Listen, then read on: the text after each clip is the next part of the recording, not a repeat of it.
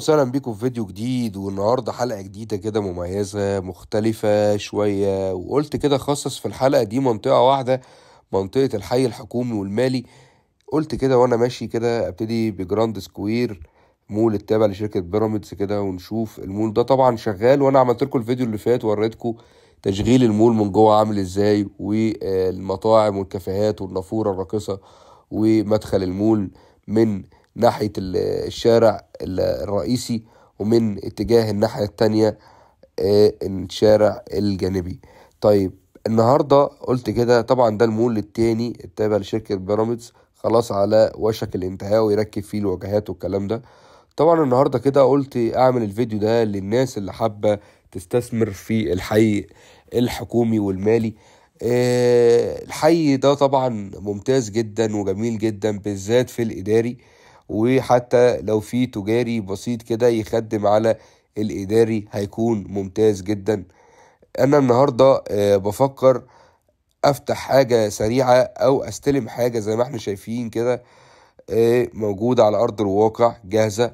أطلع أشوف الدور اللي عايز فيه المساحة، أطلع أشوف احتياجي، الفيو بتاعي، مساحتي كم متر، الكلام ده كله أقدر أعينه النهاردة من على أرض الواقع، وابتدي اشتري واستثمر. طبعا الحاجات دي كلها من اول 6 شهور لسنة تمام، يتركب الواجهات بتاعتها وتتشطب وتبقى فولي فينيشد. المكاتب الإدارية كده كده طبعا بتتسلم متشطبة بالتكييفات.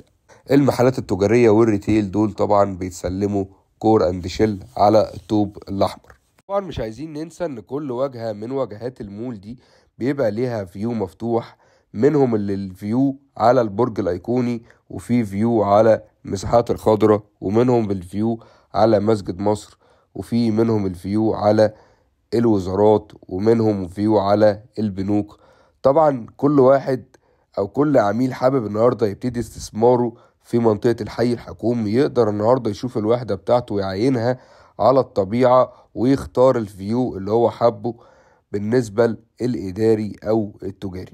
طبعا زي ما احنا شايفين كده المساحات الخضراء والخدمات كمان موجودة، والجراشات تستوعب كم العربيات اللي هيكون موجود. كل حاجة مجهزة فعليا ومتشطبة فولي فينيشد، جاهزة على التشغيل على طول. طبعا زي ما احنا شايفين كده المساحات متشطبة ازاي، والشوارع واسعة ازاي، وطبعا المنطقة اللي فيها المساحات الخضراء دي كلها بديزاين جميل جدا والوان مختلفة في الزرع.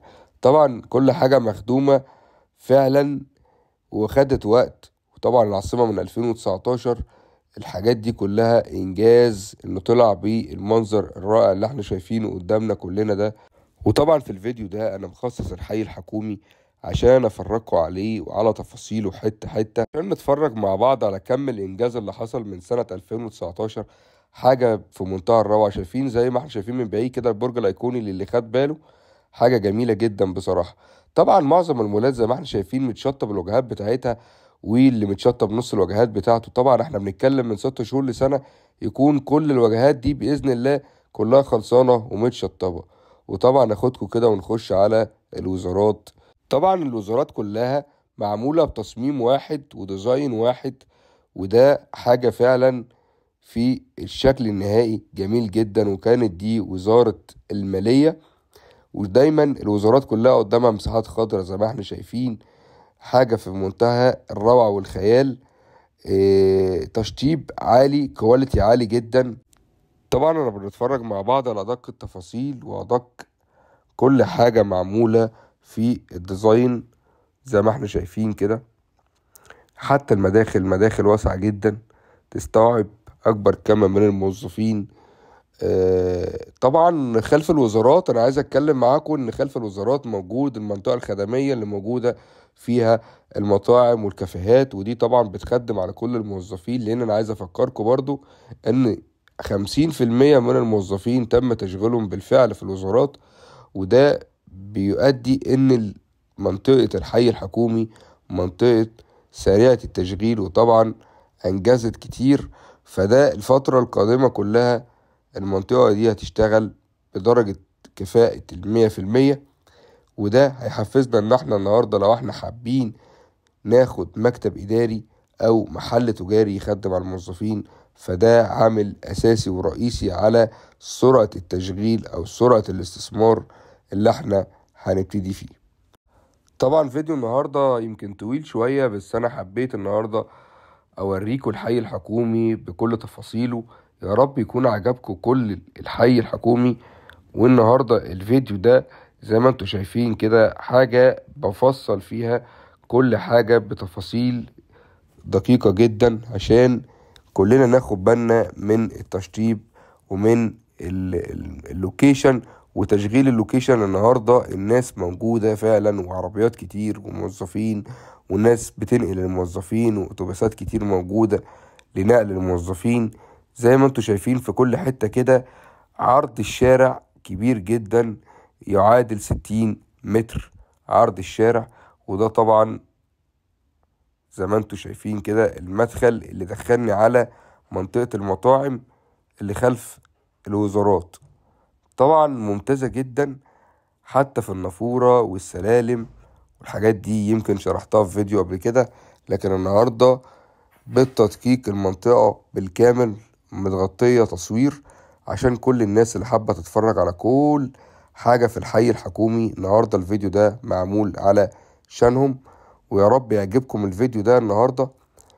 وإن شاء الله الفيديوهات الجاية كلها تكون خاصة بكل منطقة لوحدها.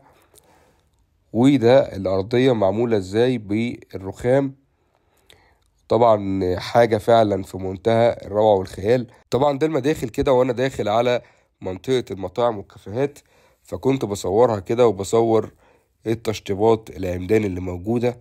حاجة فعلا ارتفاعات عالية جدا ممتازة بصراحة. ايوه ده المدخل اللي ورا اللي انا دخلت منه من خلف الوزارة، وفي طبعا مدخل تاني من امام الوزارة بيدخلك على منطقة المطاعم على طول. يا رب ما اكون طولت عليكم في فيديو النهاردة. ما تنساش تعملوا سبسكرايب وتفعلوا الجرس ويوصلكوا كل جديد. شكرا، استنوني في فيديو جديد.